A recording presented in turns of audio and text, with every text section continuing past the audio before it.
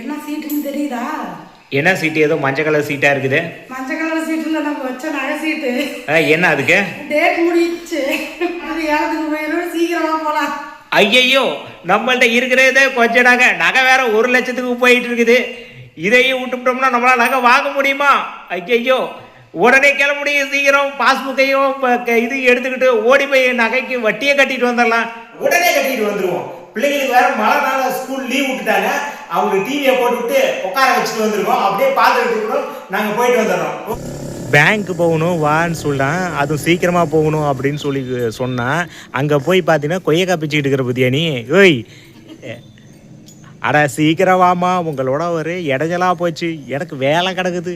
இங்கே பாருங்க மகளே, பேங்க்கு போய் நகைக்கு வட்டியை கட்டணும்னா கடைசி நாள் இன்னைக்கு போய் பார்த்தீங்கன்னா கொய்யாக்கா பிச்சுக்கிட்டு இருக்குது. அப்படி சரி, வந்தவொடனே கிளம்ப வேண்டியதாங்க.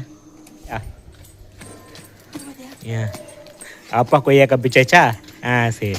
பேங்க்கு போய் உட்காந்துக்கிட்டு கொய்யாக்கா தின்னுட்டு இருப்பியா நீ? ஏதோ ஒரு டைம் பாஸ். அடா பாவிகளா. பொசுக்குன்னு பார்த்தீங்கன்னா பேங்க்கில் அப்ரைசர் வந்து, அதாவது நகை மதிப்பிட்ட நாளைக்கு வந்துருங்க அப்படின்னு சொல்கிறாங்க. சரி என்ன பண்ணலாம், சரி வாங்க போகலாம், போடுற போகலாம், அப்படியே ஒரு டீயை போட்டு போகலாம் சொல்லிட்டு நம்ம அஸ்தமட்டியில் ஐயங்கார் ஒன்று இருக்குது சேலத்தில். அங்கே உட்காந்து ஒரு டீ, ஒரு செமத்தியான குடிச்சிக்கிட்டு இருந்தேன். அதுவும் வந்து பார்த்தீங்கன்னா மழை வேறு வந்துக்கிட்டு இருந்துச்சுங்களா. அந்த டைமில் குடிக்கக்கூட ஒரு ரம்யமாக இருந்ததுன்னு சொல்லலாம்னு வைங்களேன். அந்த அளவுக்கு இருந்துச்சு.